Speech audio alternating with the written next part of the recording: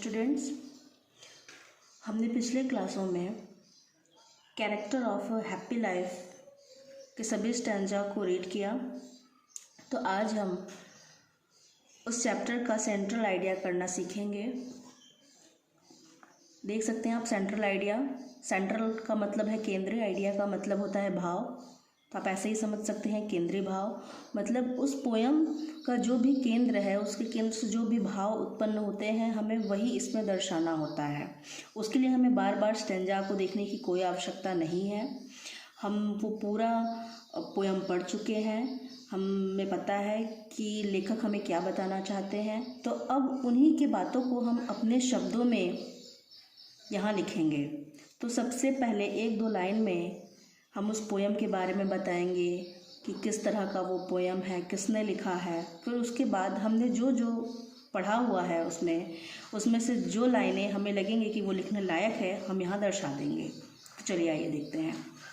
The poem character of a happy life composed by famous poet sir Henry Wharton.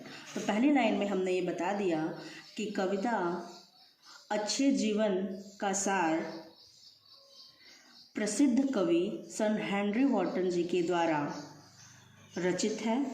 This is an inspirational poem, ये एक प्रेरणात्मक poem है। In this poem poet describe the qualities of a happy man.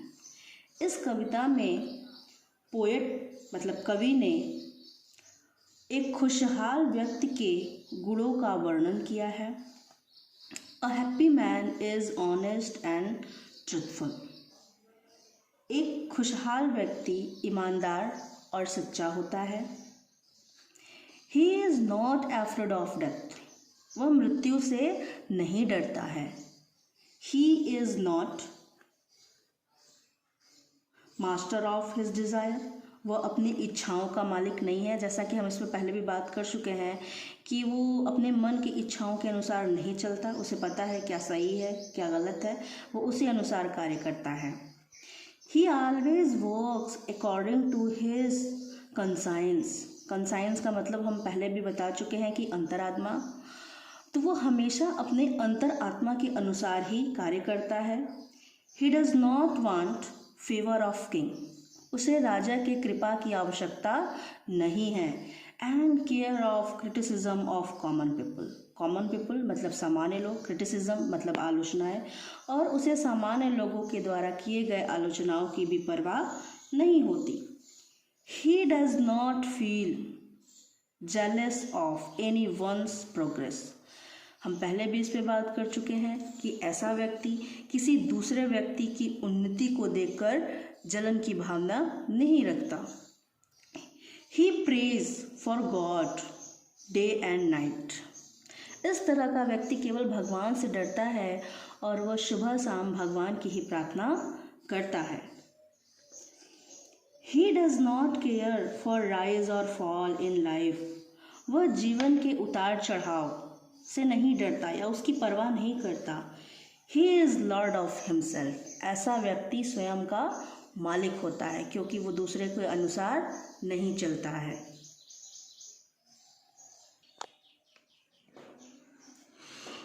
अब हम आते हैं explanation पे। तो character of a happy life में कुल 6 स्टैंजास थे। जो लास्ट का स्टैंजा है वो सबसे इम्पोर्टेंट है बोर्ड एग्ज़ाम के लिए। तो आज हम उसी का एक्सप्लेनेशन करना सीखेंगे। एक्सप्लेनेशन करने से पहले हमें रेफरेंस और कॉन्टेक्स्ट लिखना होता है। जैसा कि आप हिंदी में हमेशा से संदर्भ और प्रसंग सहित व्याख्या करते आए हैं, बस सेम हमें यहाँ पर वही चीज़ इंग्लिश में करनी है। और इसको करने के लिए हमारा वर्ड फाउंडेशन, टेंस, यूजेस जो कि हम पहले पढ़ चुके हैं वो स्ट्रॉन्ग करना होगा ताकि आप अपने भावों को यहाँ अच्छे से दर्शा सकें। तो सबसे पहले हम लिखते हैं रेफरेंस, जिसे आप हिंदी में संदर्भ कहते हैं। यहाँ पर हमने पूरा एक स्टैंजा लिया हुआ है, तो हमने यहाँ दिस स्टैंजा लिखा है। यदि आपको एग्ज़ाम में 1-2 लाइनें आती हैं या 2-3 लाइनें आती हैं तो आपको यहाँ स्टैंजा की जगह लाइन लिखना होगा। तो आप यहाँ दिस नहीं दीज लिखेंगे, यहाँ लाइन्स, और हैज़ की जगह आपको लगाना होगा है। पोइट्री में हमें रेफरेंस लिखते समय सिलेक्टेड का यूज़ करना है। लेने के लिए हमें सिलेक्टेड का यूज़ करना है, जिसका मतलब होता है चुनना, जबकि प्रोज में हम यहाँ सिलेक्टेड का इस्तेमाल नहीं कर सकते, हमें यहाँ पर टेकन लिखना पड़ेगा। तो चलिए देखते हैं। This stanza has been selected from the poem character of a happy life. यह जो लाइनें हैं या जो पंक्ति है वो character of a happy life, खुशहाल जीवन के सार नामक कविता से लिया गया है, composed by sir Henry Wotton, जिसके रचयिता सर हेनरी वॉटन है। कॉन्टेक्स्ट, कॉन्टेक्स्ट का मतलब है प्रसंग। प्रसंग में हम उस पूरे स्टैंजा का, जिसका हम एक्सप्लेनेशन करने जा रहे हैं, उसका मेन कंटेंट हम इसमें लिखते हैं। हमें एक दो लाइनों में दर्शाना होता है कि आखिर मेन इसमें बताया क्या गया है। तो हमने यहाँ लिखा है इन दिस स्टेंजा, इस स्टेंजा में पोएट टेल्स अस, कवि हमें बताता है about some qualities of a truly happy man, एक वास्तविक खुशहाल व्यक्ति के जीवन के कुछ गुणों के बारे में। आते हैं अब एक्सप्लेनेशन, जैसे हम व्याख्या कहते हैं। तो आप वो स्टेंजा अच्छे से पढ़ चुके हैं, तो देखिएगा। द पोएट सेज दैट, कवि कहता है कि our life is full of hopes and fear, कि हमारा जो जीवन है वो आशा और डर से भरा हुआ है। हमें इसमें अपने भावों को लिखना है, ठीक है। तो हमें ये नहीं कि हमने स्टेंजा जैसा पढ़ा बिल्कुल वैसा ही उतार दे, हमें इसमें अपने भावों को भी प्रकट करना है। आगे देखिएगा। द मैन, व्यक्ति, who wants to live a happy life, जो कि खुशहाल जीवन जीना चाहता है, शुड अवॉइड दीज फीलिंग्स, उन्हें इन भावनाओं का त्याग करना होगा या उन्हें अनदेखा करना होगा। अब वो क्या भावना है? ही should not work like slave, उसे दास की तरह काम करना नहीं चाहिए।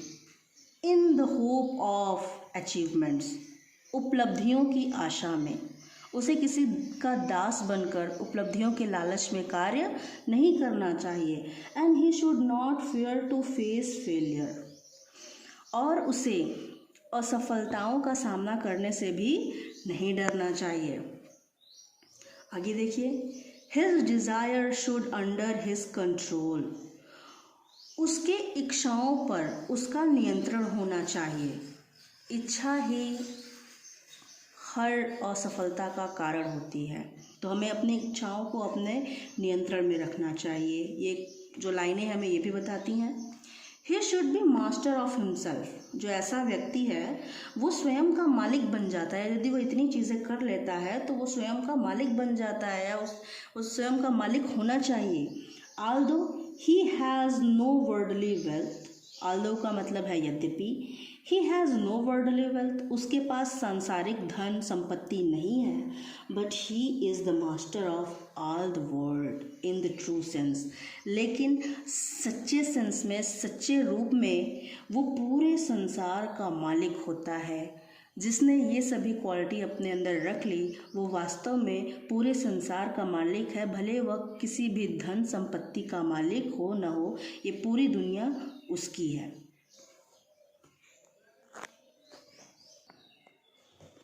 तो यहीं हमारा ये एक्सप्लेनेशन ख़त्म होता है। जैसा कि हमने आपको ये एक एक्सप्लेनेशन बता दिया विथ रेफरेंस और कॉन्टेक्स्ट, ऐसे ही आप बाकी के जो स्टेंजाज हैं उनका एक्सप्लेनेशन खुद करिए। और आज हमारा ये character of happy life lesson यहीं समाप्त होता है। और आगे के लेसन्स पढ़ने के लिए हमारे चैनल को सब्सक्राइब करें, और वीडियोस पसंद आया हो तो लाइक करें। और अगर आपका कोई क्वेश्चन हो, कोई प्रॉब्लम हो, तो आप कमेंट बॉक्स में जाकर कमेंट कर सकते हैं।